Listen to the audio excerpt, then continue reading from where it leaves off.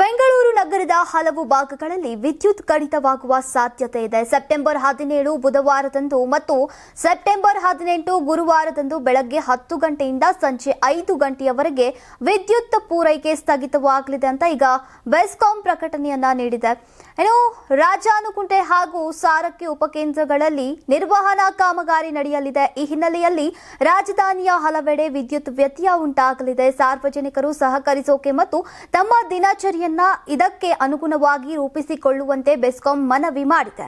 ಹಾಗಾದ್ರೆ ಸೆಪ್ಟೆಂಬರ್ 17ರಂದು ಎಲ್ಲೆಲ್ಲಿ ವಿದ್ಯುತ್ ಕಡಿತವಾಗಲಿದೆ ಅನ್ನೋದನ್ನ ನೋಡೋದಾದ್ರೆ ಸಿಂಗನಾಯಕನಹಳ್ಳಿ, ಹೊನ್ನೇನಹಳ್ಳಿ, ಅಡ್ಡ ವಿಶ್ವನಾಥಪುರ, ರಾಜಾನುಕುಂಟೆ, ಶ್ರೀರಾಮನಹಳ್ಳಿ, ಮಾರಸಂದ್ರ, ಹನಿಯೂರು, ನೆಲಕುಂಟೆ, ಕೆಎಂಎಫ್, ಚಲ್ಲಹಳ್ಳಿ, ಬೂದಮನಹಳ್ಳಿ, ಬೈರಾಪುರ, ಕಾಕೋಲು, ದಿಟ್ಟೂರು, ಸೊನ್ನೇನಹಳ್ಳಿ ಸೇರಿದಂತೆ ಸೆಂಚುರಿ ಲೇಔಟ್ ಮತ್ತು ಸುತ್ತಮುತ್ತಲಿನ ಪ್ರದೇಶಗಳಲ್ಲಿ ವಿದ್ಯುತ್ ಕಡಿತವಾಗಲಿದೆ.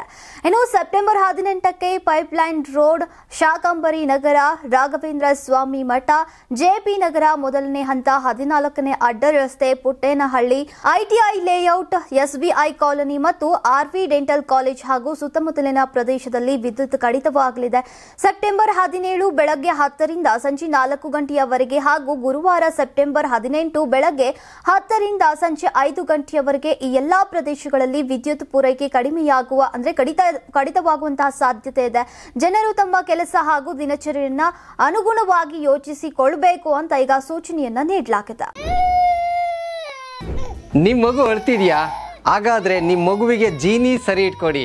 ಯಾಕಂದ್ರೆ ಜೀನಿ ಸರಿ ಇಟ್ಟು ನಿಮ್ಮ ಮಗುವಿಗೆ 100% ಸರಿಯಾದ ಆಹಾರ. ನಿಮ್ಮ ಮಗು ನೆಮ್ಮದಿಯಾಗಿ ನಿದ್ದೆ ಮಾಡಬೇಕಾ, ದಷ್ಟಪುಷ್ಟವಾಗಿ ಬೆಳಿಬೇಕಾ? ಹಾಗಾದ್ರೆ ಜೀನಿ ಸರಿ ಇಟ್ಟು ಕೊಡಿ. ಎಲ್ಲಾ ಮೆಡಿಕಲ್ ಶಾಪ್ಗಳು, ದಿನಸಿ ಅಂಗಡಿಗಳು, ಸೂಪರ್ ಮಾರ್ಕೆಟ್ಗಳಲ್ಲಿ ಲಭ್ಯ. ನಮ್ಮ ಕರ್ನಾಟಕ ರಾಜ್ಯದಲ್ಲಿ ಕಳೆದ ವರ್ಷದ ನೀಟ್ ಮತ್ತು ಐಐಟಿ ಜೆಇಇ ಪರೀಕ್ಷೆಯಲ್ಲಿ ಸಾವಿರಾರು ಉಚಿತ ಮೆಡಿಕಲ್ ಹಾಗೂ ಐಐಟಿ ಸೀಟ್ಗಳನ್ನು ನೀಡಿರುವ ನಮ್ಮ ಹೆಮ್ಮೆಯ ಎಕ್ಸೆಲ್ ಅಕಾಡೆಮಿಕ್ಸ್ ವಿದ್ಯಾಸಂಸ್ಥೆಯಾಗಿದೆ. 1 ವರ್ಷದ ಲಾಂಗ್ ಟರ್ಮ್ ನೀಟ್, ಸಿಇಟಿ ಮತ್ತು ಐಐಟಿ ಜೆಇಇ ದಾಖಲಾತಿ ಪ್ರಾರಂಭವಾಗಿದೆ. ಮೆಡಿಕಲ್ ಅಂದರೆ ಎಕ್ಸೆಲ್, ಎಕ್ಸೆಲ್ ಅಂದ್ರೆ ಮೆಡಿಕಲ್.